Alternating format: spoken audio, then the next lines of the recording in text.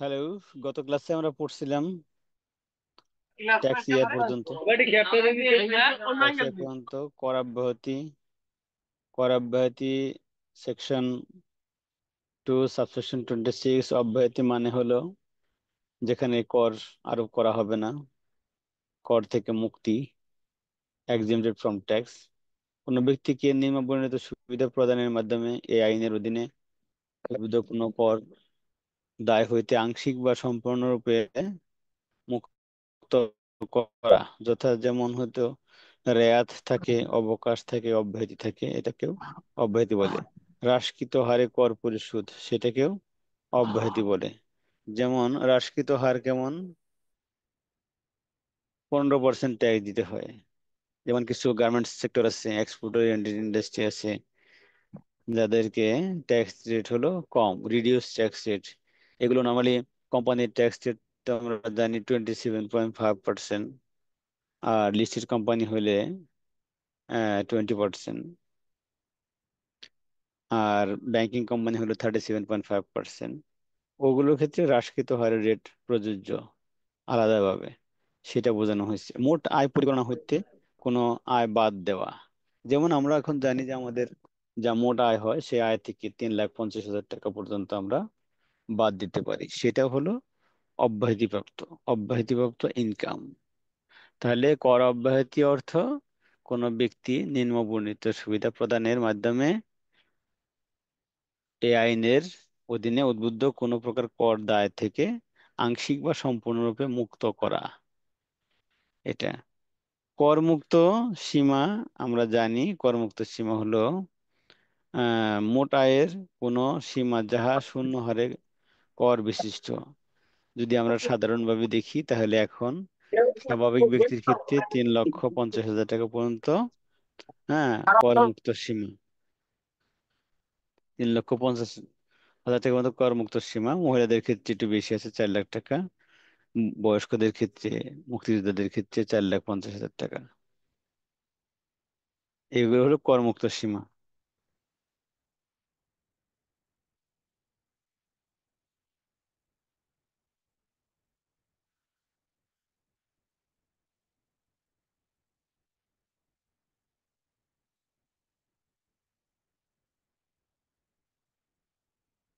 Company আমরা জানি, company আইনে যে কোম্পানির সংজ্ঞা দেওয়া আছে সেটা অনুসারে কোম্পানি আমরা বুঝি।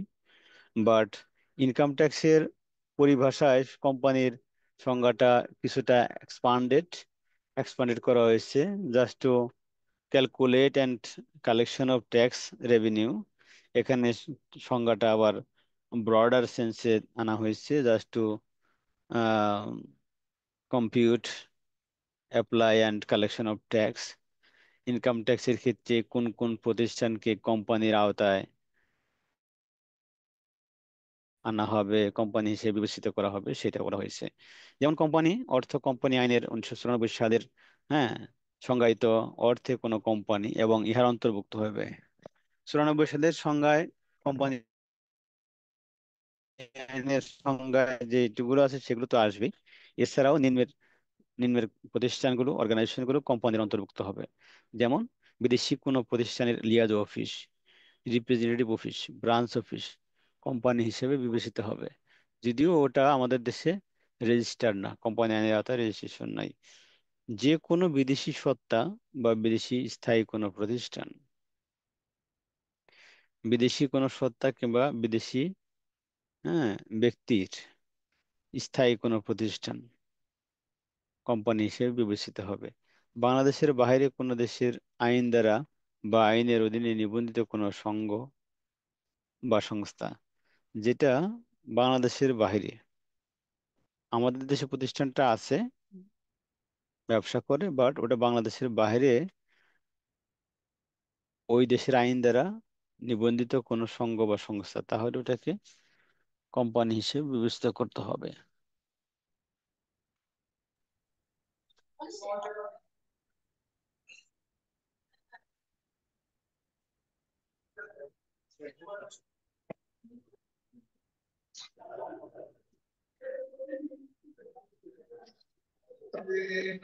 ধরে যে নাও, এই টাকা নাও।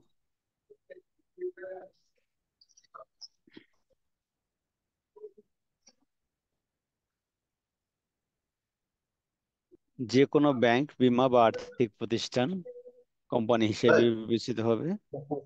যে কোনো শিল্প বাণিজ্য সংগঠন, ফাউন্ডেশন, সমিতি, যে কোনো শিল্প বাণিজ্য সংগঠন, ফাউন্ডেশন, সমিতি, সমবায় সমিতি, যে কোনো শিক্ষা প্রতিষ্ঠান কোম্পানি হিসেবে বিবেচিত হবে।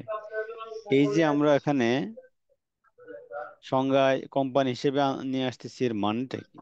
এর মানে হলো, যখন ট্যাক্স কালেকশন হবে, হ্যাঁ, ট্যাক্স সাবমিশন হবে, রিটার্ন, হ্যাঁ, ট্যাক্স অ্যাডমিনিস্ট্রেশন যখন হবে, তখন ওটাকে কোম্পানির স্ট্যাটাসে করা হবে। কোম্পানির যেভাবে অ্যাসেসমেন্ট করা হয়, নোটিশ দেওয়া হয়, দায়বদ্ধ করা হয়, দায়িত্ব দেওয়া হয়, ঠিক সেভাবে দায়িত্ব দেওয়া হবে।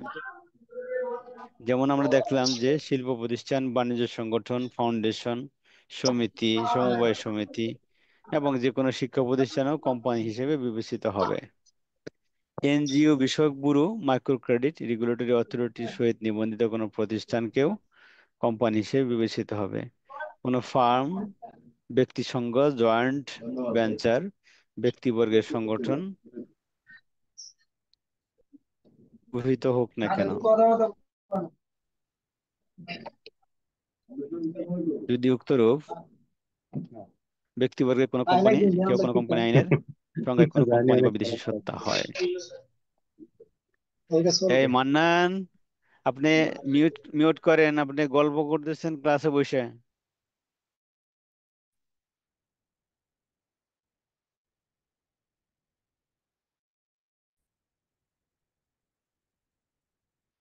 সংবিধিবদ্ধ সরকারি কর্তৃপক্ষ, স্থানীয় স্বায়ত্তশাসিত সংস্থা, all this will be treated as company. আপাতত বলবৎ কোনো আইন দ্বারা বা আইনের অধীনে প্রতিষ্ঠিত বা গঠিত কোনো সত্তা, যেটা আইন দিয়ে গঠিত, আপাতত দেশে বলবৎ আইন আছে, কোম্পানি হিসেবে বিবেচিত হবে। স্বাভাবিক ব্যক্তি, ফার্ম বা ব্যক্তি সংঘ,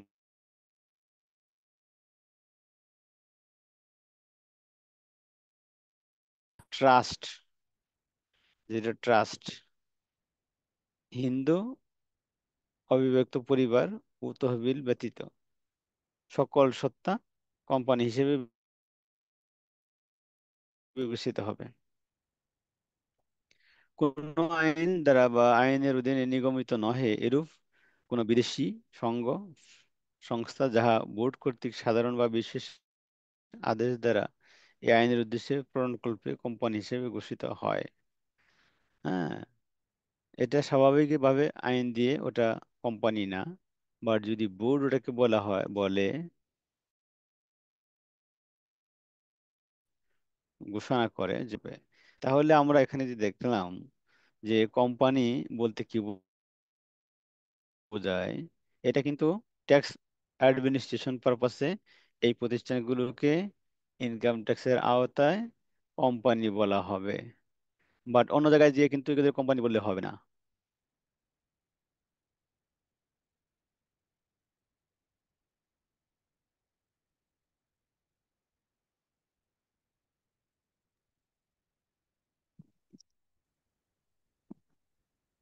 এখানে সত্য বলতে কি বোঝাচ্ছে একটু ক্লিয়ার করে বলবেন? হ্যাঁ, স্যার কোনটা? সত্য বলতে এখানে কি বোঝাচ্ছে স্যার? সত্তা, সত্তা শব্দ দিয়ে কি বোঝাচ্ছে স্যার? একটু বলবেন প্লিজ। সত্তা হলো এটা এনটিটি, এনটিটি কোনো প্রতিষ্ঠান। সত্তাকে ইংরেজিতে বলা হয় এনটিটি। যেমন কোনো প্রতিষ্ঠান কোম্পানিও না, বাট স্পেশাল একটা আইন দিয়ে গঠন করা হয়েছে, ওটা পার্লামেন্ট থেকে দিতে পারে, সেটাই হলো সত্তা, এনটিটি। কর্পোরেশন কোনোটা নির্দিষ্ট পারপাজে করা হয়েছে।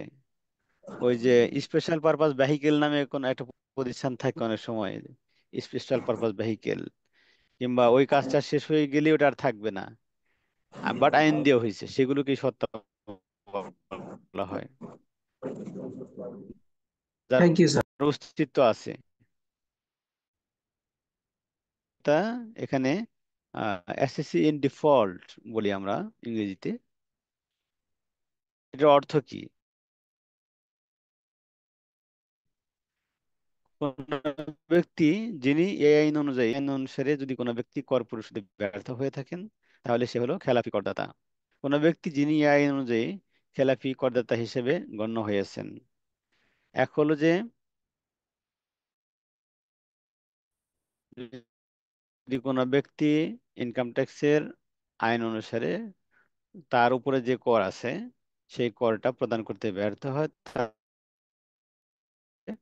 খেলাপি করদাতা। আরেকটা হলো যে এই আইনে, হ্যাঁ, আইন দিয়ে প্রমাণিত হয় যে হি ইজ অ্যাসেসি ইন ডিফল্ট, তাহলে তাকে অ্যাসেসি ইন ডিফল্ট হিসেবে বিবেচিত করা হবে। যেমন আমরা বলছি এক সময়ে যে এই, যদি কোনো প্রতিনিধি থাকে, অন্য কোনো ট্যাক্স পেয়ারের প্রতিনিধি, যদিও তার ট্যাক্স না, বাট সে এজেন্ট কিংবা প্রতিনিধি হিসেবে কাজ করে, তাহলে সেও অন্যের ট্যাক্সের জন্য অ্যাসেসি ইন ডিফল্ট হইতে পারে। যেমন আরেকটা বলছি আমরা যে উইথহোল্ডিং ট্যাক্স যাদের করতে হয়, person responsible for payment, payment authority, হ্যাঁ, তাদের ক্ষেত্রেও যারা যদি ট্যাক্স ঠিক মতো উইথহোল্ডিং না করে কিংবা উইথহোল্ড করে বাট জমা ঠিক মতো না দেয়, তাহলে তাদেরকেও অ্যাসেসি ইন ডিফল্ট করা যেতে পারে আইন দিয়ে, তারাও অ্যাসেসি ইন ডিফল্ট হিসেবে বিবেচিত হবে।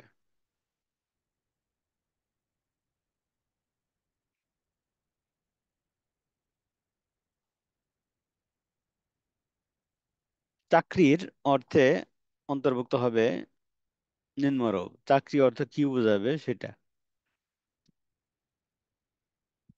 যেহেতু আমাদের ট্যাক্স আইনে চাকরি থেকে ইনকাম একটা ইম্পর্টেন্ট পার্ট, এই কারণে চাকরি বলতে কি বোঝানো হয় সেটা এখানে ব্যাখ্যা করা হয়েছে। চাকরি অর্থে অন্তর্ভুক্ত হবে কোনো পদ যাহাতে নিযুক্ত ব্যক্তি নির্ধারিত বা সময় সময় নির্ধারিতব্য পারিশ্রমিক প্রাপ্তির অধিকারী। যেমন আমরা প্রতি মাসে পাই, তার মানে নির্ধারিত সময়ে বা নির্ধারিত সময়ে, হ্যাঁ, পারিশ্রমিক পাওয়া যায়। কোনো পরিচালক পদ বা কোম্পানি ব্যবস্থাপনার সহিত সংশ্লিষ্ট কোনো পদ, কোনো পরিচালক পদ বা কোম্পানির ব্যবস্থাপনার সহিত সংশ্লিষ্ট, কোম্পানির ব্যবস্থাপনার সাথে সংশ্লিষ্ট যদি কোনো কিছু থাকে তাহলে সেটা হলো চাকরি। সরকারি অফিসের কোনো পদের দায়িত্বে থাকা বা কার্য করা। সরকারের কোনো অফিসের দায়িত্বে থাকা বা কার্য করাকেও চাকরি হিসাবে বিবেচিত হবে।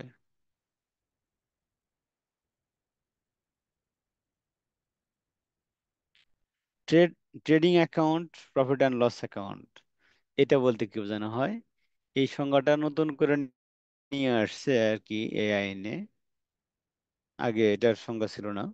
অ্যাকাউন্টিং নর্মস প্র্যাকটিসে যেটা ছিল সেটাকেই ট্রেডিং অ্যাকাউন্ট বা প্রফিট অ্যান্ড লস অ্যাকাউন্ট হিসেবে বিবেচিত করতো।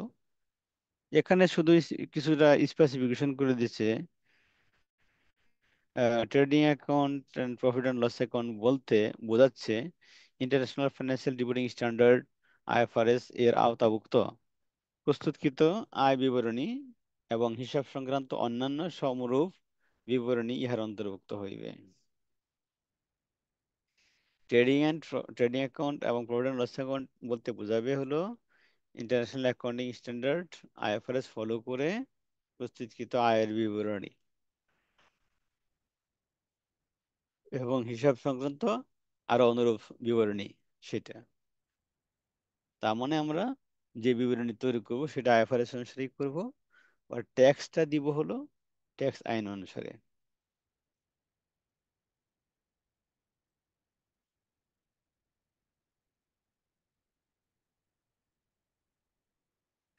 ট্রাস্ট, আমরা জানি ট্রাস্ট অ্যাক্ট আছে আমাদের দেশে, ট্রাস্ট অ্যাক্ট 1882, এর অধীনে গঠিত ট্রাস্ট এবং স্পেসিফিক রিলিফ অ্যাক্ট 1877 এর সংজ্ঞায়িত ট্রাস্টের অন্তর্ভুক্ত হইবে।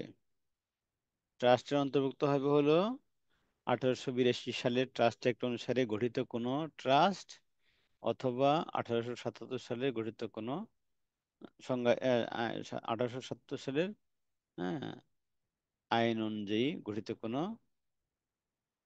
ট্রাস্ট।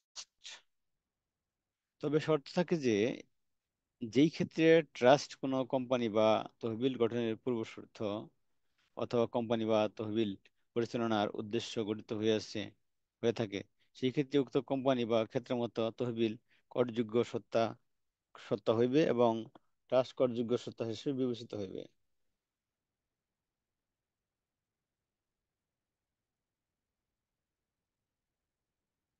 ট্রাস্ট যদি কোনো কোম্পানি কিংবা কোনো কোম্পানি পরিচালনা কিংবা তহবিল পরিচালনার উদ্দেশ্যে ট্রাস্ট ফর্ম করা হয় তাহলে সেটা করযোগ্য সত্তা হিসেবে বিবেচিত হবে।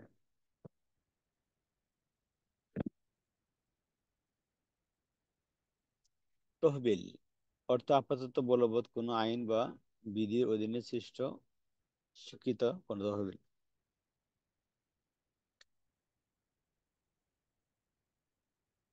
ফান্ড, তহবিল মানে হলো ফান্ড, যেমন ট্রাস্ট অ্যাক্ট অনুসারে গঠিত কোনো তহবিলকে তহবিল বলা হবে বা ফান্ড বলা হবে।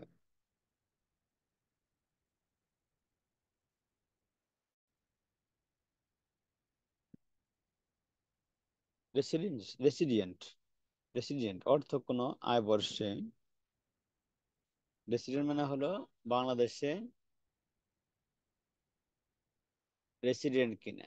রেসিডেন্সিয়াল স্ট্যাটাস নির্ধারণ করা হয় বাংলাদেশে কতদিন সে স্টে করছে, সেটা না, রেসিডেন্সিয়াল স্ট্যাটাসটা কখনোই নাগরিকত্ব দিয়ে নির্ধারণ করা হয় না।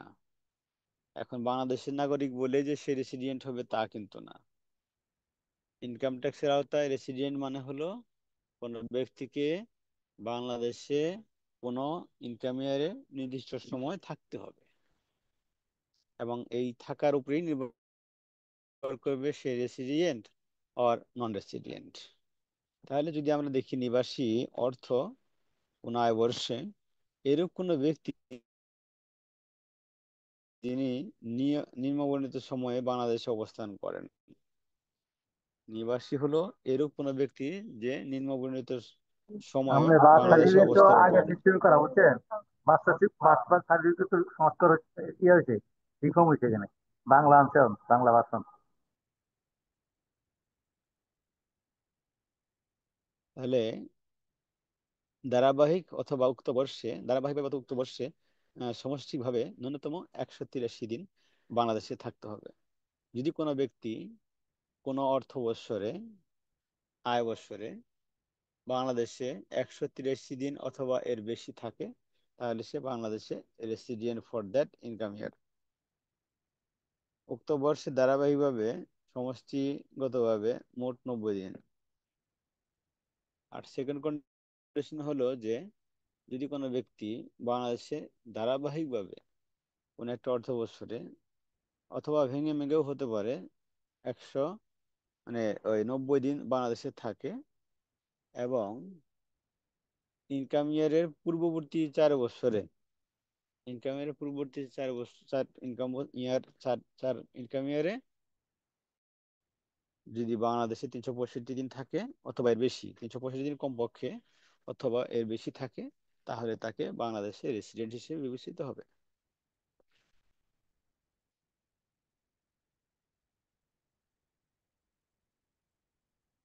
এখন এখানে যে জিনিসটা আলোচনা করলাম সেটা হলো, এটা প্রথমটা হলো যদি কেউ 183 দিন বাংলাদেশে থাকে, তাহলে এই কন্ডিশনে যথেষ্ট, বাংলাদেশে সে রেসিডেন্ট হয়ে যাবে।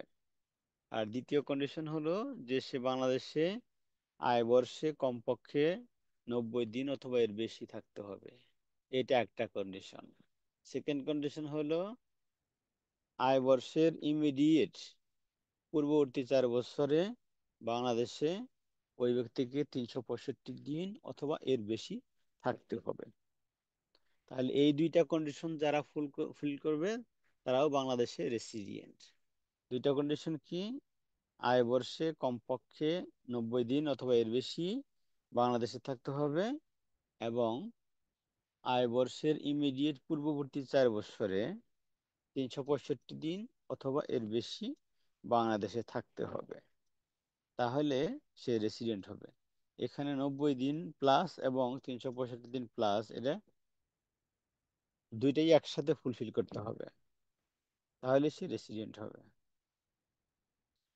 কোনো হিন্দু অবিভক্ত পরিবার, ফার্ম বা ব্যক্তি সংঘ যার নিয়ন্ত্রণ বা ব্যবস্থাপনা কার্যাদি সম্পূর্ণরূপে বাংলাদেশে। কোনো হিন্দু অবিভক্ত পরিবার, ফার্ম, ব্যক্তি সংঘ যার নিয়ন্ত্রণ সম্পূর্ণরূপে বাংলাদেশে। কোনো বিদেশি কোম্পানি বা অন্য কোনো কোম্পানি যাহার স্যার, এইখানে কি অবিভক্ত হিন্দু পরিবার বলতে পুরা ফ্যামিলিটাই বোঝাচ্ছে? হ্যাঁ, হ্যাঁ, হ্যাঁ। মানে তার ফ্যামিলিতে যতজন লোক থাকবে সবই ওই এই আইনের অন্তর্ভুক্ত হবে? ওরা ট্যাক্স দেয় তো হিসেবে, ওই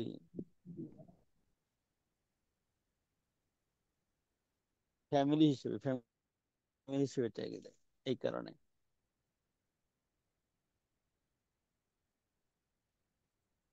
ওকে। ফ্যামিলি হিসেবে ট্যাক্স স্ট্যাটাস নির্ধারণ করা হয়। ঠিক আছে, আমি এখন ওই 5 মিনিট ব্রেক নিব, বুঝছেন? আমি বাসায় পৌঁছে একটু উঠে নেই। Okay sir. করো।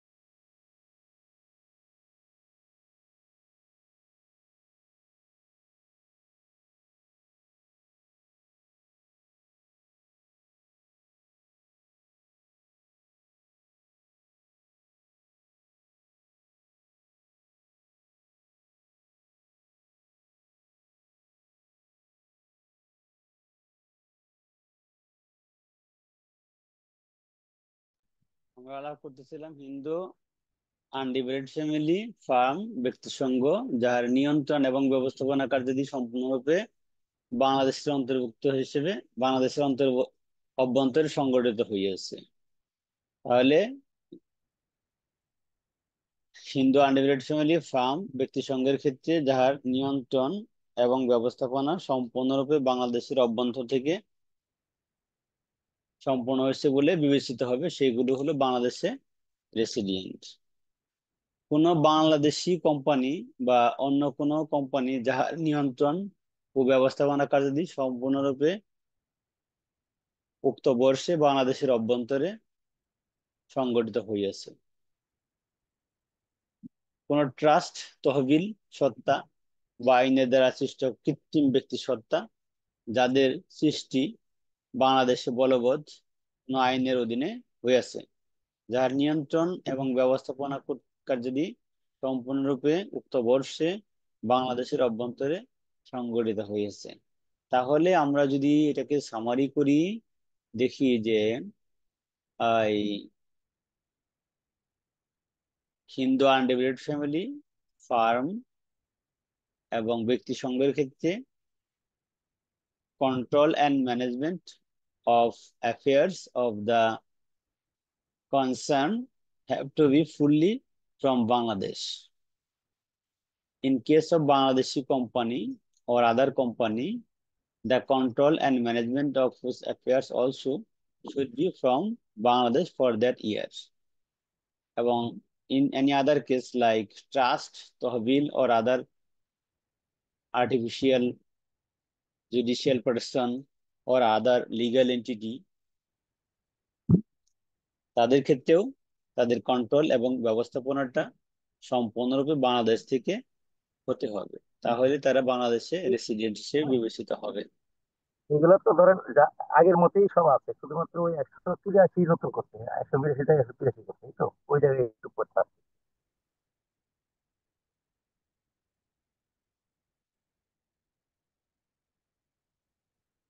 আর ব্যক্তির ক্ষেত্রে যেটা আমরা দেখলাম, যদি কোনো ব্যক্তি বাংলাদেশে 183 দিন অথবা এর বেশি কোনো অর্থ বৎসরে থাকে, তাহলে সে বাংলাদেশে রেসিডেন্ট।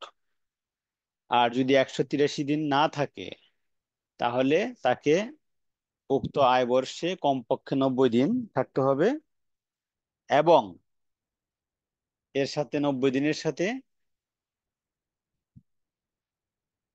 বিগত 4টা ইনকাম ইয়ারে 365 দিন অথবা এর বেশি থাকতে হবে বাংলাদেশ, তাহলে সে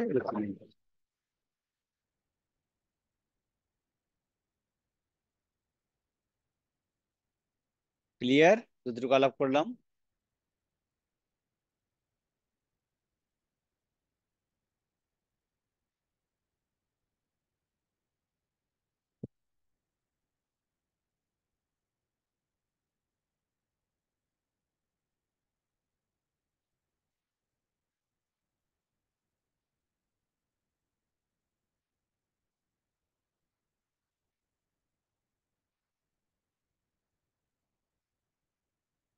প্রিন্সিপাল অফিসার।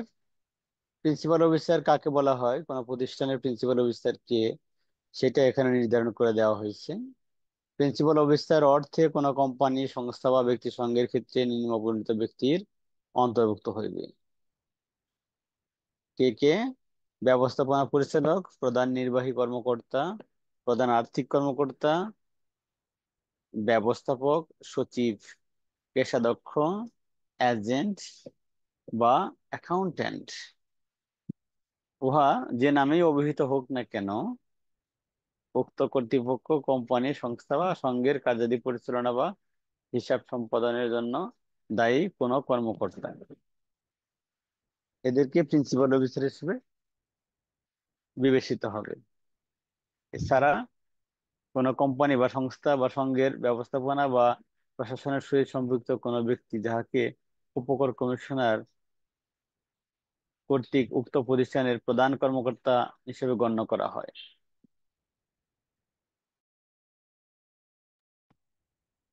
এছাড়াও যদি উপকর কমিশনার কোনো ব্যক্তিকে প্রধান কর্মকর্তা হিসেবে বিবেচনা করে, তাহলে সে প্রধান কর্মকর্তা হিসেবে বিবেচিত হবে।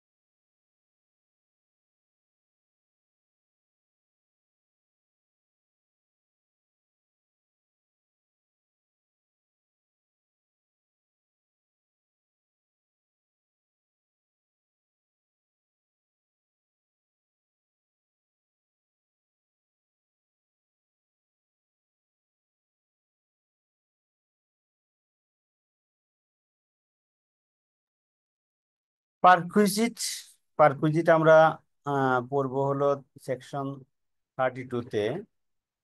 ওখানে পারকুইজিটটা আমরা পড়বো। পারকুইজিটটা আমরা জানি যে এটা লাগে হলো কোম্পানির ক্ষেত্রে। কোম্পানির যখন ট্যাক্স ক্যালকুলেশন করা হয়, তখন পারকুইজিটটা বিবেচনা নিয়ে আসা হয়। পারকুইজিট হলো, যদি আমরা মোটা দাগে বলি, এটা হলো পার স্টাফ পার ইয়ারে একটা নির্দিষ্ট পরিমাণের বেশি খরচ করা যায় না।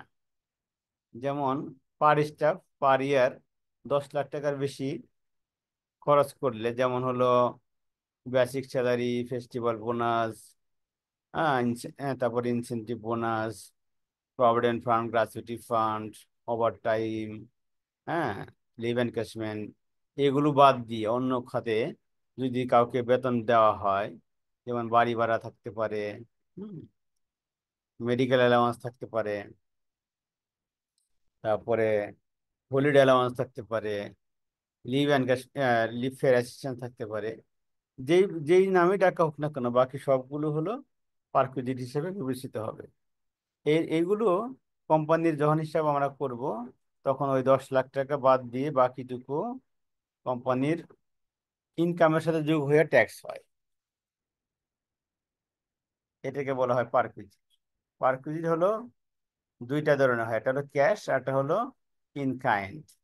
ক্যাশে কিছু কিছু আছে যেগুলো দিলে পার ভিজিট হয়, বাড়ি ভাড়া, তারপরে হলো leave fare assistance, dearness allowance, transport allowance, medical allowance, এগুলি সবই পার ভিজিট। ওটা আমরা ডিটেলস আলাপ করব পার ভিজিটের সংজ্ঞা যখন করবো তখন।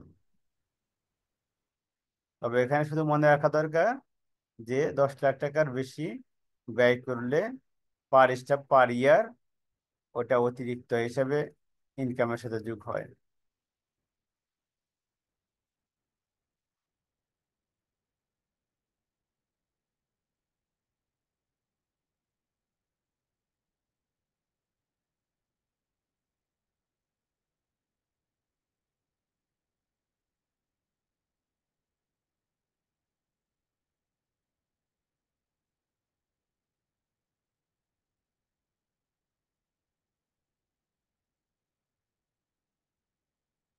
বাজার মূল্য অর্থ কি?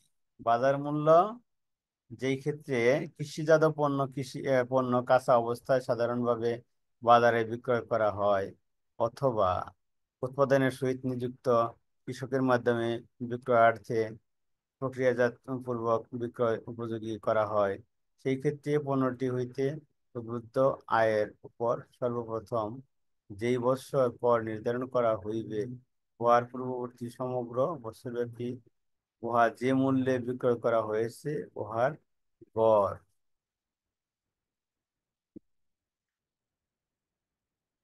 ফ্যানটা করে দিতে হবে।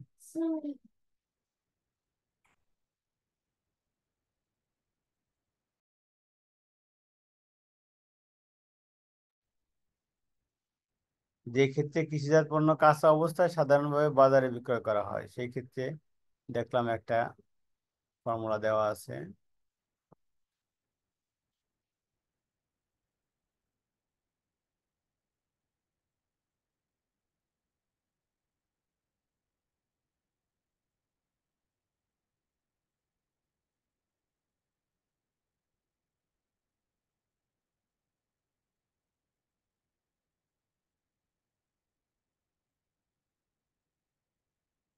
আর যে ক্ষেত্রে উক্ত কৃষিজাত পণ্য সাধারণত কাঁচা অবস্থায় বাজারে বিক্রয় করা না হইয়া থাকে, সেই ক্ষেত্রে নিম্নবর্ণিত অর্থের সমষ্টি।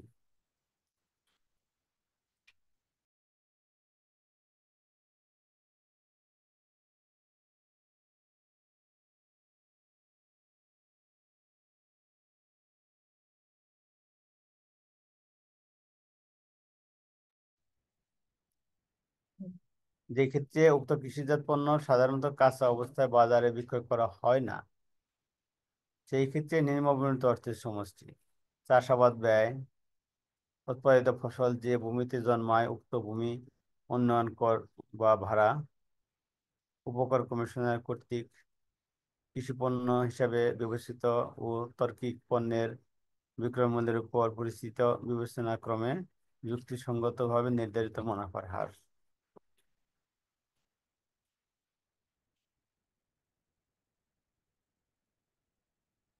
কাঁচা অবস্থা বিক্রি না করতে হলে, না না করলে সেটা চাষাবাদ ব্যয়, তারপরে উৎপাদিত ফসল বা ভূমিতে জন্মায় ভূমি উন্নয়ন কর বা ভাড়া সেটা যোগ হবে, আর এছাড়া কিছু একটা মুনাফা যোগ করে যেটা আছে সেটা হলো বাজার মূল্য।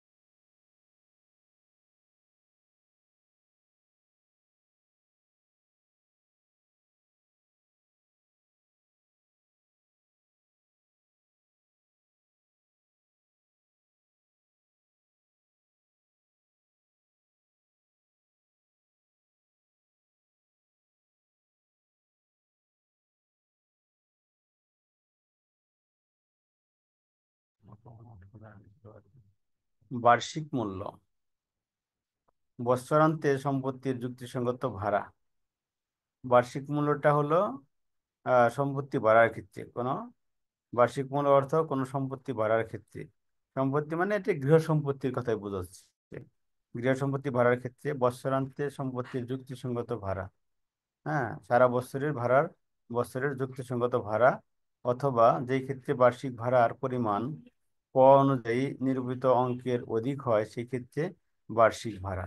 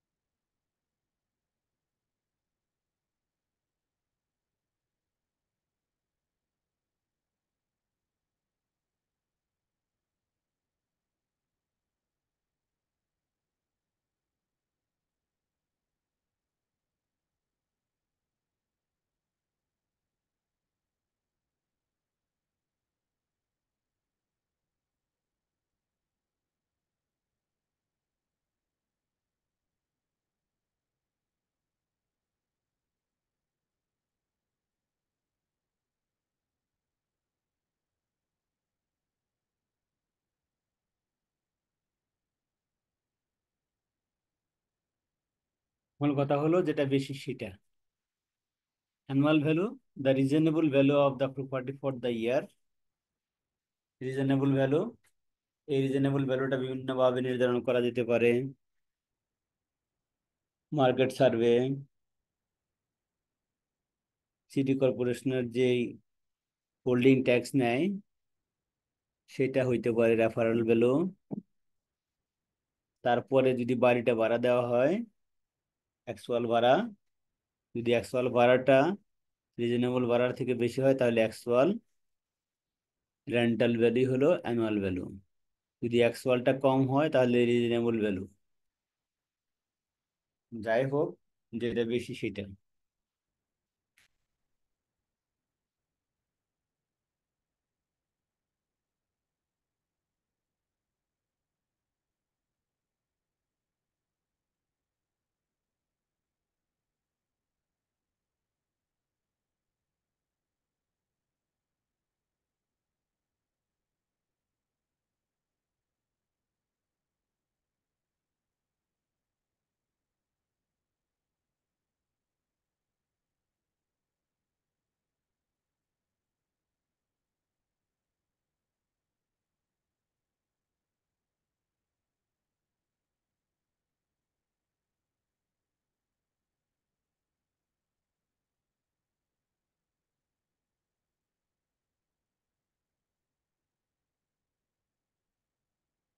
ব্যক্তি, ব্যক্তি অর্থে কোনো স্বাভাবিক ব্যক্তি, ফার্ম, ব্যক্তি সংঘ, হিন্দু অবিভক্ত পরিবার, ট্রাস্ট, তহবিল ও কোম্পানি অন্তর্ভুক্ত হবে।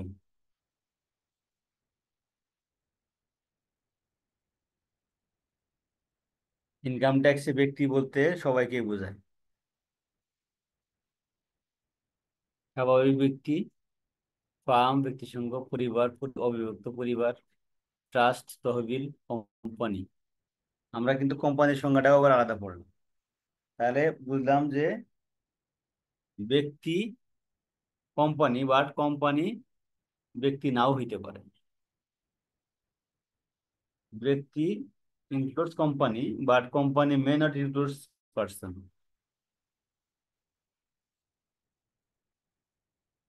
তাহলে ব্যক্তি অর্থ যখনই বলবে এ পার্সন, পার্সন রেসপন্সিবল, সেখানে কোম্পানি সহ বোঝাবে ব্যক্তি, পার্সন,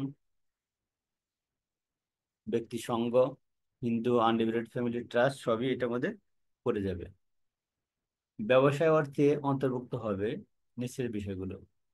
ব্যবসা অর্থে অন্তর্ভুক্ত হবে কোনো ট্রেড বাণিজ্য বা পণ্য উৎপাদন,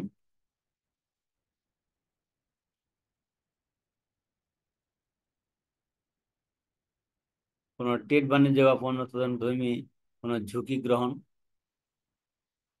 লাভজনক বা অলাভজনক কোনো সত্তার পণ্য বা সেবার বিনিময়, কোনো পেশার বা বৃত্তি, কোনো পেশা বা বৃত্তি।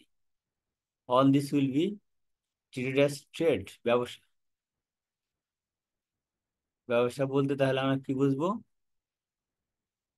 যে আমরা যখন ক্যালকুলেশন করব ইনকাম ফ্রম বিজনেস আর বিজনেস ইনকাম, বিজনেস ইনকাম বুঝতে গেলে তো আগে বিজনেসটা বুঝতে হবে। তাহলে বিজনেস বলতে আমরা বুঝবো কোনো ট্রেড বাণিজ্য পণ্য উৎপাদন, কোনো ট্রেড বাণিজ্য পণ্য উৎপাদন ধর্মী কোনো ঝুঁকি গ্রহণ বা কর্মপ্রচেষ্টা, লাভজনক অলাভজনক কোনো সত্তার পণ্য বা সেবার বিনিময়, লাভজনক হোক বা অলাভজনক হোক কোনো সত্তার পণ্য বা সেবার বিনিময়। আর যে কোনো পেশা বা বৃত্তি, যে কোনো প্রফেশন অথবা প্রফেশনটাও এটা ব্যবসার মধ্যে পড়বে।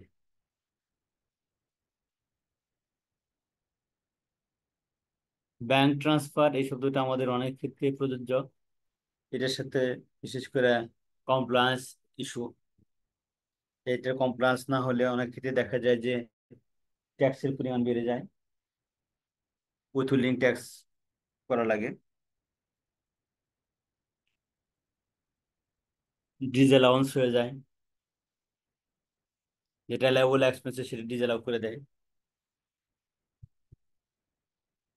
তাহলে ব্যাংক ট্রান্সফার অর্থে অন্তর্ভুক্ত হইল ব্যাংক এক হিসাব হইতে অন্য হিসাবে ক্রস চেক বা বাংলাদেশ ব্যাংক কর্তৃক অনুমোদিত অন্য কোনো পন্থায় অর্থের স্থানান্তর। ব্যাংক ট্রান্সফার মানে বাংলাদেশ ব্যাংক মানে ব্যাংকের এক হিসাব হইতে আর এক হিসাবে ক্রস চেকের মাধ্যমে বা বাংলাদেশ ব্যাংক কর্তৃক অনুমোদিত কোনো পন্থায় অর্থের স্থানান্তর। যেমন আমরা এখন ইএফটিএন করি, এনপিবিএস করি, হুম, এইগুলো ব্যাংক ট্রান্সফারের অন্তর্ভুক্ত। কারণ এনপিবিএস, ইএফটিএন, তারপরে কার্ডের মাধ্যমে payment, all this treated as bank transfer as per Bangladesh bank. Mobile financial services এর মাধ্যমে এক হিসাব হইতে অন্য হিসেবে অর্থ স্থানান্তর। মোবাইল ফাইন্যান্সিয়াল সার্ভিসের মাধ্যমে এক হিসাব হইতে অন্য হিসাবে অর্থ স্থানান্তরটাও ব্যাংক ট্রান্সফারে বিবেচিত হবে। চালানের মাধ্যমে সরকার বা সরকারের কোনো কর্তৃপক্ষ কর্তৃক নির্ধারিত ফি, চার্জ, শুল্ক, করাদি বা অন্য কোনো অর্থ সরকার বা সরকারের কোনো কর্তৃপক্ষের অনুকূলে পরিশোধ। যেমন এখন এনবিআর চালানের মাধ্যমে টাকা নেই, ব্যাংক থেকে সরাসরি চালান করা যায়, এনবিআর ওয়েবসাইটে ঢুকে চালান করা যায়, সেটাও ব্যাংক ট্রান্সফারের অন্তর্ভুক্ত হবে। চালানের মাধ্যমে সরকার বা সরকারের কোনো কর্তৃপক্ষ কর্তৃক নির্ধারিত ফি, চার্জ, শুল্ক, করাদি বা অন্য কোনো অর্থ সরকার বা সরকারের কোনো কর্তৃপক্ষের অনুকূলে পরিশোধ ব্যাংক ট্রান্সফার হিসেবে বিবেচিত হবে।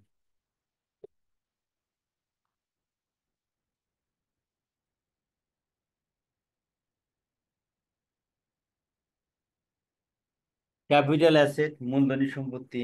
মূলধনী সম্পত্তি আমাদের জানা দরকার এই ক্যাপিটাল গেইনের উৎস। ক্যাপিটাল গেইন যে আমরা বলি, capital gain transfer from arising capital gain arising from the transfer of capital asset. তাহলে আমাদের যে অ্যাসেটটা আছে, দেয়ার আর সাম ক্রাইটেরিয়া, যেগুলো মিট করলে সেটাকে আমরা ক্যাপিটাল অ্যাসেট বলবো। সব অ্যাসেটই ক্যাপিটাল অ্যাসেট নয়, সব অ্যাসেটই অ্যাসেট, বাট সব অ্যাসেটই ক্যাপিটাল অ্যাসেট নয়। তাহলে ক্যাপিটাল অ্যাসেট সংজ্ঞাটা আমরা এখানে দেখব। কারণ হলো, যখন আমরা ক্যাপিটাল গেইন ক্যালকুলেশন করব, ক্যাপিটাল গেইন করব, হিসাব করব, তখন আমাদের ক্যাপিটাল অ্যাসেটের সংজ্ঞাটা মনে রাখতে হবে।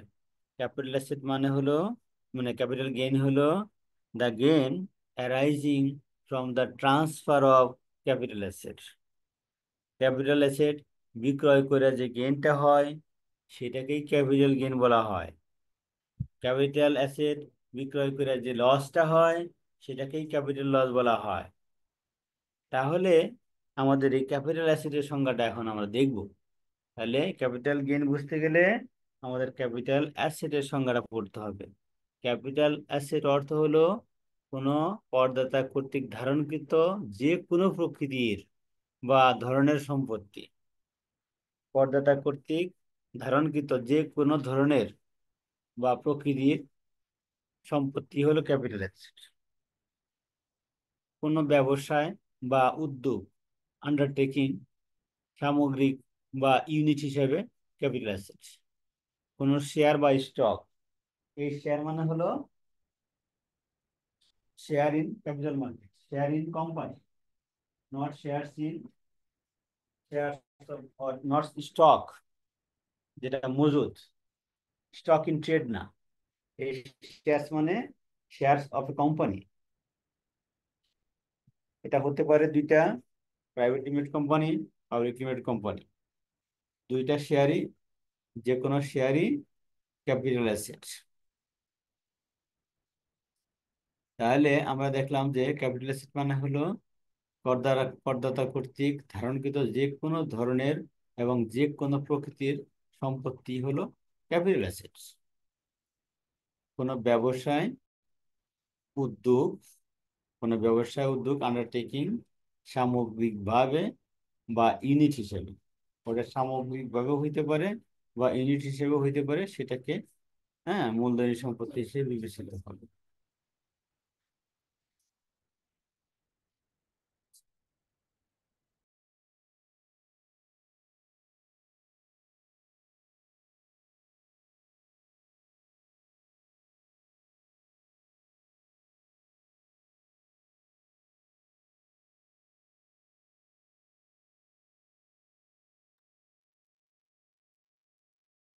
আর কোন শেয়ার বা স্টক ও ক্যাপিটাল অ্যাসেট হিসেবে বিবেচিত হবে।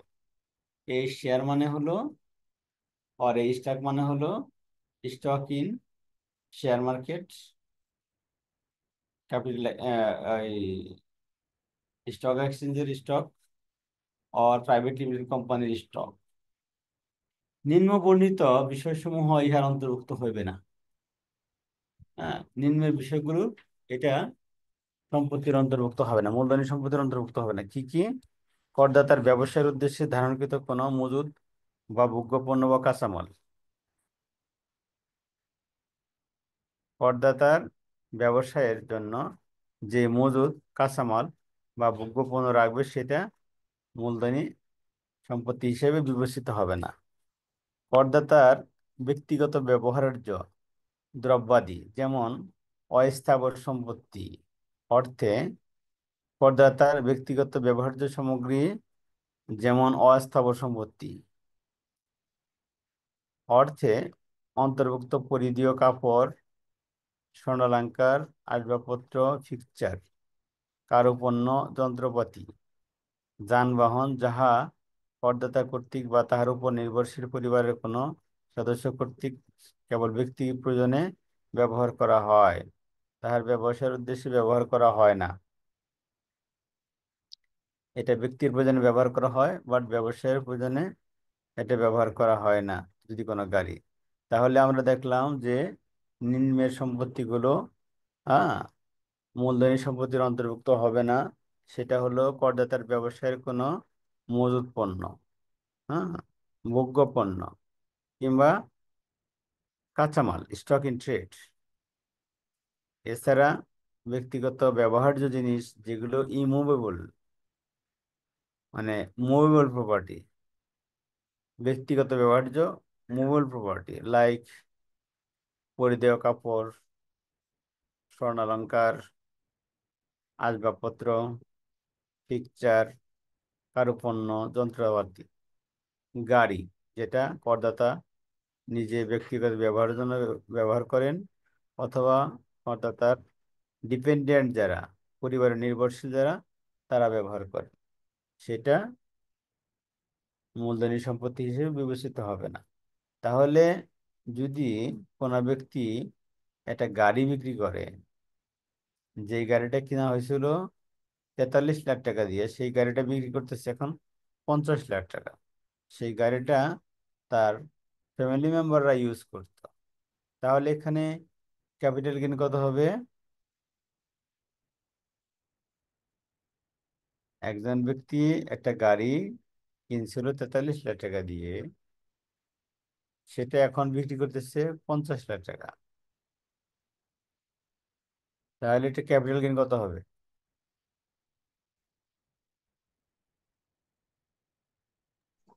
ক্যাপিটাল গেইন হবে না স্যার এখানে। কেন হবে না? স্যার এটা তো ব্যক্তিগত গাড়ি। Yes, very good, very good, very good.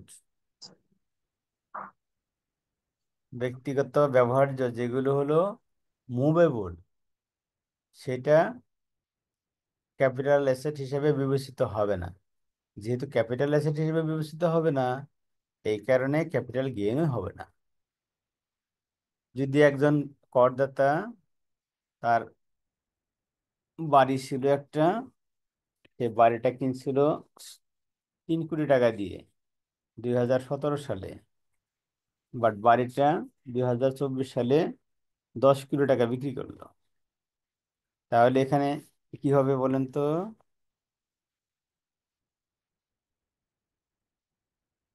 সে বাড়িতে সে নিজেও থাকতো, তার পরিবার সহ থাকতো।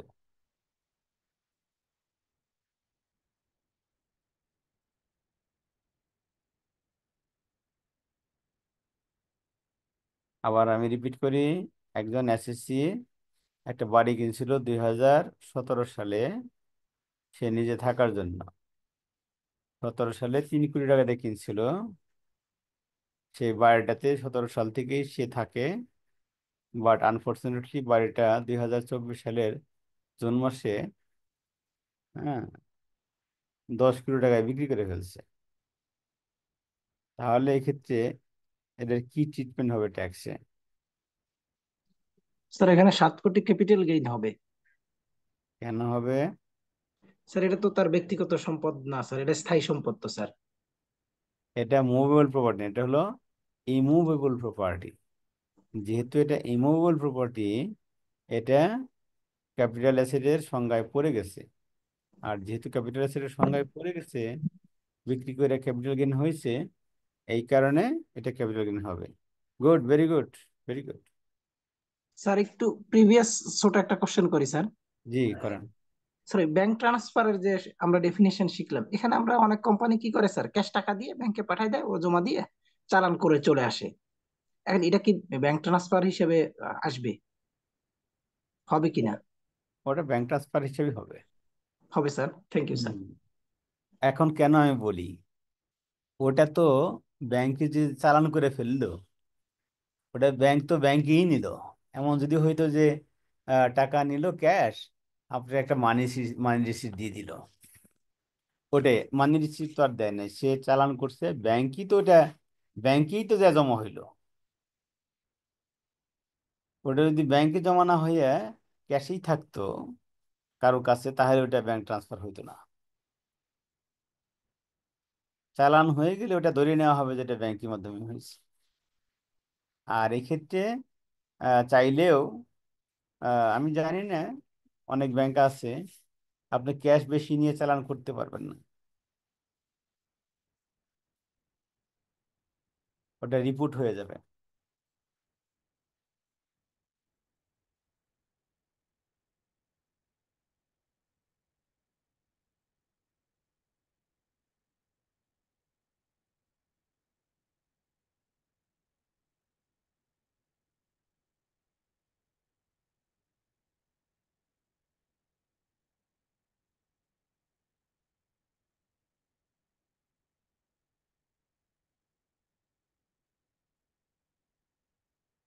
রয়্যালটি, এই রয়্যালটি শব্দটা আমাদের জানা দরকার আছে, এটার আমাদের অ্যাপ্লিকেশন আছে ভবিষ্যতে। রয়্যালটি অর্থ নিম্নবর্ণিত ভাবে অর্জিত হইতে পারে এরূপ কোনো প্রতিদান এবং মূলধনী আয় হাতে প্রাপকের আয় হিসেবে গণ্য প্রতিদান ব্যতীত। রয়্যালটি অর্থ নিম্নবর্ণিত অর্জিত হইতে পারে এরূপ কোনো প্রতিদান, কনসিডারেশন, এবং মূলধনী আয় খাতে প্রাপকের আয় হিসেবে গণ্য প্রতিদান ব্যতীত। যদি মূলধনী আয় হয় তাহলে হবে না, রয়্যালটি হবে হলো মুনাফা জাতীয় আয়। তাহলে রয়্যালটি অর্থ নিম্নবর্ণিতভাবে অর্জিত হইতে পারে এরূপ কোনো প্রতিদান, নিম্নবর্ণিতভাবে অর্জিত হইতে পারে এরূপ কোনো প্রতিদান যেটা মূলধনী আয় হিসেবে বিবেচিত হবে না। এককালীন কোনো প্রতিদানও ইহার অন্তর্ভুক্ত হইতে পারে। যদি কোনো রয়্যালটি এককালীন পায় সেটাও হইতে পারে, বাট মূলধনী প্রাপ্তি হইলে হবে না। কি কি কি কি আছে এর মধ্যে? প্যাটেন্ট, শিল্প নকশা, ট্রেডমার্ক, মেধাস্বত্ব সম্পর্কিত অন্য কোনো সম্পত্তির অনুমোদিত লাইসেন্স সহ সকল সকল বা যে কোনো সত্য হস্তান্তর করিবার মাধ্যম। প্যাটেন্ট, শিল্প নকশা বা ট্রেডমার্ক বা মেধাস্বত্ব সম্পর্কিত অন্য কোনো সম্পত্তির অনুমোদিত লাইসেন্স সহ সকল বা যে কোনো সত্য হস্তান্তর করিবার মাধ্যম। প্যাটেন্ট, শিল্প নকশা বা ট্রেডমার্ক বা মেধাস্বত্ব সম্পর্কিত অন্য কোনো সম্পত্তির ব্যবহার সংক্রান্ত তথ্য সরবরাহ করার মাধ্যমে।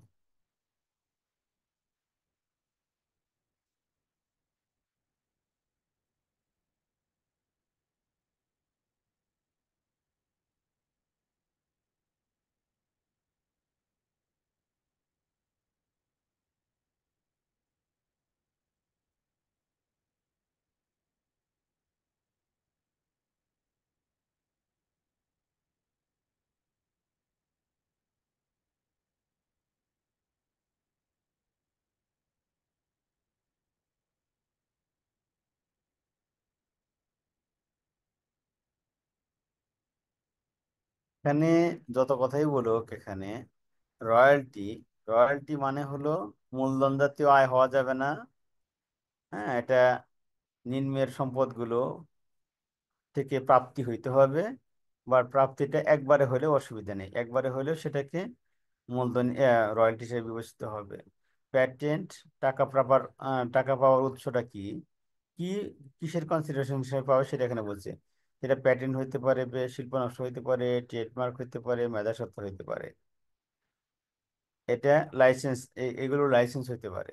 আর লাইসেন্স না নিয়ে যদি অন্যভাবে করে, প্যাটেন্ট, শিল্প নকশা বা ট্রেডমার্ক বা মেধাস্বত্ব সম্পর্কিত কোনো সম্পত্তির ব্যবহার সংক্রান্ত কোনো তথ্য যদি ওইটা ব্যবহার করবে। এখন তো ডেটাও বিক্রি হয়, ডেটা, প্যাটেন্ট, ডেটা, শিল্প নকশা, কত কিছু বিক্রি হচ্ছে এখন।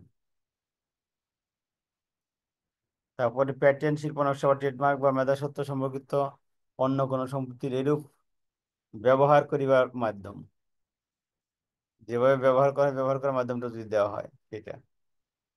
প্রযুক্তি, শিল্প, প্রযুক্তিগত বা শৈল্পিক, বাণিজ্যিক এবং বৈজ্ঞানিক জ্ঞান, অভিজ্ঞতা, কলা কৌশল সম্পর্কিত তথ্য সরবরাহ করিবার মাধ্যম। প্রযুক্তি, technology, industry, commerce or scientific knowledge or experience or techniques সম্পর্কিত তথ্য সরবরাহ করিবার মাধ্যম। সেটা দিয়েও যদি কিছু পাওয়া যায় সেটাকেও রয়্যালটি বলা হবে।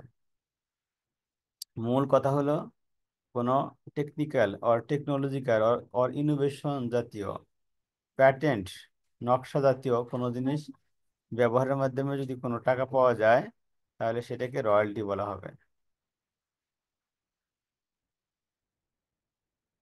লভ্যাংশের সংজ্ঞাটা পরেই আজকে ক্লাস শেষ করে দিব। লভ্যাংশ মানে হলো ডিভিডেন্ড। ডিভিডেন্ড দেওয়া হয় কোথা থেকে, কোন কোন জায়গা থেকে ডিভিডেন্ড দেওয়া যায় বলেন তো আমাকে? নেট প্রফিট থেকে দেওয়া যায়, তারপরে রিটার্ন আর্নিং থেকে দেওয়া যায়।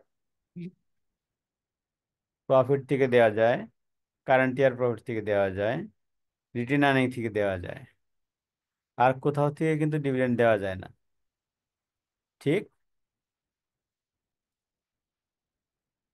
হ্যাঁ কারেন্ট ইয়ার ঠিক। প্রফিট থেকে দেওয়া যায় আর রিটেইন প্রফিট থেকে দেওয়া যায়। আর কি কোথাও থেকে ডিভিডেন্ড দেওয়া যায়?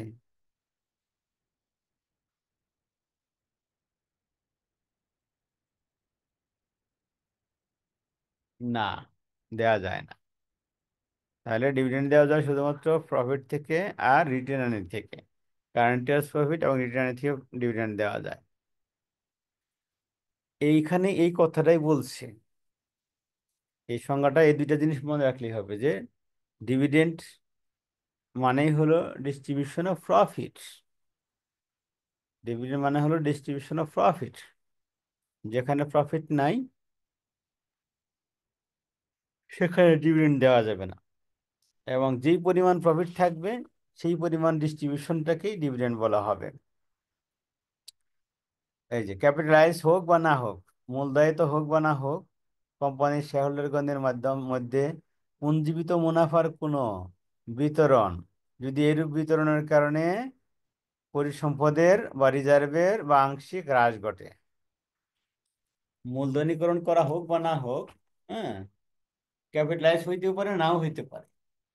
যদি ক্যাপিটালাইজ নাও হয় করেও, তারপরে যদি কোনো শেয়ার হোল্ডারদেরকে পুঞ্জীবিত মুনাফা থেকে কোনো কিছু ডিস্ট্রিবিউশন করা হয় এবং এই ডিস্ট্রিবিউশনের রেজাল্ট স্বরূপ যদি কোনো সম্পত্তি হ্রাস পায় তাহলে সেটাকে ডিভিডেন্ড বলা হয়। তার মানে দেখলাম যে ওই পরিমাণই পুঞ্জীবিত প্রফিট থেকে দিতে হবে। ডিভিডেন্ড দিতে হলে পুঞ্জীবিত প্রফিট থেকে দিতে হবে এবং তার কারণে সম্পদের হ্রাস পেতে হবে, তাহলে সেটাকে ডিভিডেন্ড বলা হবে। আরেকটা হলো মূলধনায়িত হোক বা না হোক, কোনো প্রকারের ডিবেঞ্চার, ডিবেঞ্চার স্টক অথবা ডিপোজিট সার্টিফিকেটের মাধ্যমে কোম্পানির শেয়ার হোল্ডারদের মধ্যে পুঞ্জীবিত মুনাফার কোনো বিতরণ। প্রথমটা বললাম হলো শেয়ার হোল্ডারদের মধ্যে, এটা হলো ইকুইটি শেয়ার হোল্ডার। পরেরটা হলো ডেট ডেট ডেট ডেট ওনার আর কি, ডিবেঞ্চার, ডিবেঞ্চার স্টক, এদের মাঝে যদি কোনো ডিস্ট্রিবিউশন করা হয় যেটা প্রফিট থেকে করা হয় সেটা হলো ডিভিডেন্ড। এখন বলতে পারেন যে ডিবেঞ্চার হোল্ডার, ডিবেঞ্চার স্টকদেরকে প্রফিট দেওয়া হবে কেন, এটা তো ইন্টারেস্ট দেওয়া হবে। এখানে অনেক ক্ষেত্রে preferential share holder, preferential share এবং ডিবেঞ্চার স্টকের মধ্যে পার্থক্য করা যায় না। প্রিফারেন্স শেয়ার হোল্ডাররা ডিবেঞ্চারের মতোই টাকা পায়, বাট সেটাকে ইন্টারেস্ট বলা হয় না, সেটাকে বলা হয় ডিভিডেন্ড। ওই ক্ষেত্রেও যদি ডিভিডেন্ড দেওয়া হয় ডিবেঞ্চার স্টক ও ডিবেঞ্চার হোল্ডারদেরকে অথবা প্রিফারেন্স শেয়ার হোল্ডারদেরকে, বাট সেটা অবশ্যই রিটেইন প্রফিট থেকে দিতে হবে। যদি সেটা রিটেইন প্রফিট থেকে দেওয়া হয় তাহলে সেটা ডিভিডেন্ড।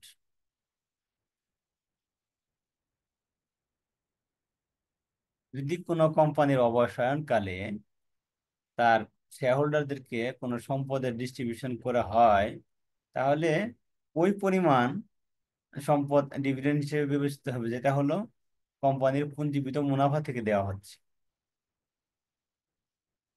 তাহলে এই যদি কোনো কোম্পানির ডিজোরেশনের ক্ষেত্রে লিকুইডেশনের সময় তার শেয়ার হোল্ডারদেরকে কোনো টাকা দিয়ে দেয়, তাহলে ওই পরিমাণ টাকা, যে পরিমাণ টাকা রিটার্ন হিসেবে আছে সেই পরিমাণই শুধুমাত্র ডিভিডেন্ড হিসেবে বিবেচিত হবে।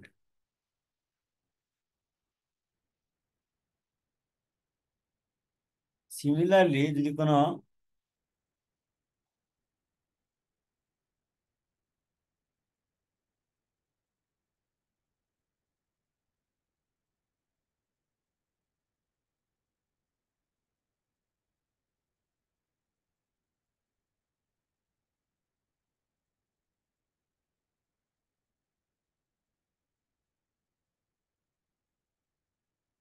মূল্যায়িত হোক বা না হোক, মূলধন হ্রাসকরণের জন্য মূলধন হ্রাসকরণের জন্য কোম্পানি কর্তৃক উভয়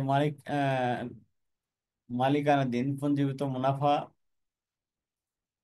কোম্পানির শেয়ারহোল্ডারগণের মধ্যে বিতরণ।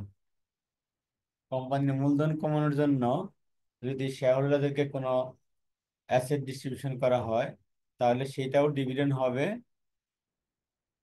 আপ টু রিটেন আর্নিং পর্যন্ত। রিটেন আর্নিং এর বেশি হলে হবে না। যেটুকু রিটেন আর্নিং থেকে দেওয়া হয়েছে সেটুকুই হলো ডিভিডেন্ড হিসেবে বিবেচিত হবে, অন্যটুকু না। যদি কোনো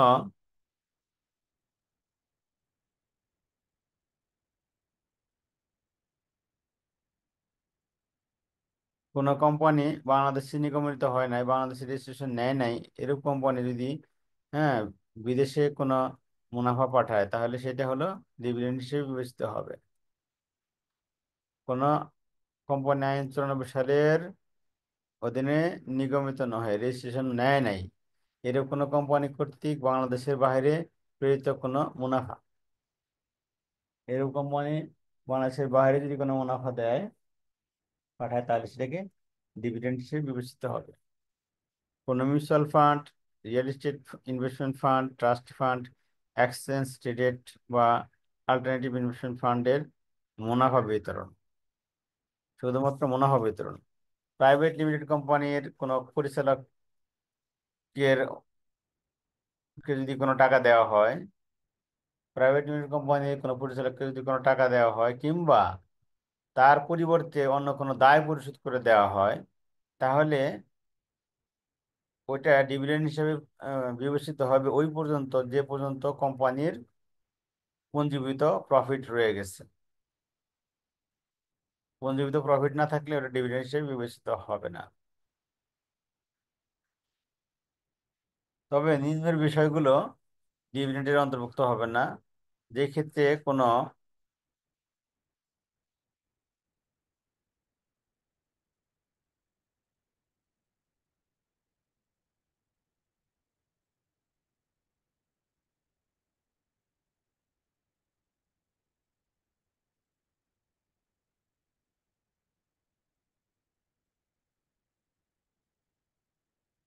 কোম্পানির অবসানকালে কোনো শেয়ারহোল্ডার বা ডিবেঞ্চার হোল্ডার কোম্পানির উদ্বৃত্ত পরিসম্পদে অংশীদারিত্বের অধিকারী নহে, সেই ক্ষেত্রে গ এবং ঘ অনুসারে অগ্রাধিকার শেয়ার যে কোনো শেয়ারের ক্ষেত্রে সম্পূর্ণ নগদ অর্থ আকারে বিতরণ অথবা ডিবেঞ্চার বা ডিবেঞ্চার থেকে দায়মোচন। আচ্ছা, যেই ক্ষেত্রে ঋণ প্রদান করা কোম্পানির কাজ, যেমন ব্যাংক, ঋণ প্রদান করাই কোম্পানির মূল কাজ, অথবা এনবিএফআই, সেই ক্ষেত্রে তার শেয়ার হোল্ডারদেরকে যদি কোনো অগ্রিম দেওয়া হয়, লোন দেওয়া হয়, তাহলে সেই লোনটা ডিভিডেন্ড হিসেবে বিবেচিত হবে না। আর কোম্পানি কর্তৃক ইস্যুকৃত বোনাস শেয়ার ডিভিডেন্ডের অন্তর্ভুক্ত নয়। আর এখানে একটা যে বলছে সেটা হলো যে, এই যে যেটা বললাম যে নম্বরে যদি কোনো প্রাইভেট লিমিটেড কোম্পানির ডিরেক্টরকে কোনো লোন দেওয়া হয়, অথবা লোনের পরিবর্তে তাকে কোনো সুবিধা দেওয়া হয়, যেটা তার কোনো অব্লিগেশন কিংবা দায় পরিশোধ করে দেওয়া হয় অন বিহেভ অফ হিম, তাহলে সেটাকে ডিভিডেন্ড হিসেবে বিবেচিত হয়। এই ক্ষেত্রে বলছে যে কোম্পানি কর্তৃক পরিশোধিত কোনো লভ্যাংশ যা পূর্বে পরিশোধিত বা সম্পূর্ণ আংশিক বা অর্থের বিপরীতে কোম্পানি কর্তৃক সমন্বয় করা হয়েছে, হ্যাঁ, এবং এর অর্থ লভ্যাংশ হিসেবে বিবেচিত, যাহা এক্ষেত্রে উক্তরূপ সমন্বয় করা হয়েছে। যেটা সমন্বয় করা হয়েছে সেটা আর মুনাফা হিসাবে বিবেচিত হবে না, এটা হয়ে গেছে সেটা আর হবে না। এই, তাহলে আমাদের এখানে এটা মনে রাখতে হবে যে ডিভিডেন্ডের সংজ্ঞা কি। আর বোনাস শেয়ার ডিভিডেন্ডের অন্তর্ভুক্ত হয় না। কোনো ব্যাংক, এনবিএফআই যদি তার ডাইরেক্টরকে কোনো লোন দেয়, তাহলে সেটাও ডিভিডেন্ডের অন্তর্ভুক্ত হবে না। যদি কোনো প্রাইভেট লিমিটেড কোম্পানি তার শেয়ার হোল্ডারকে কিংবা ডাইরেক্টরকে কোনো টাকা দেয়, তাহলে সেটা ডিভিডেন্ড হিসেবে বিবেচিত হবে, হ্যাঁ, until the company has written earning. এই, তাহলে আজকের মতো আলোচনা আমাদের এখানেই শেষ। নেক্সট ক্লাস দেখা হবে। খুদা হাফেজ, আসসালামু আলাইকুম। আসসালামু আলাইকুম স্যার। ওয়ালাইকুম আসসালাম।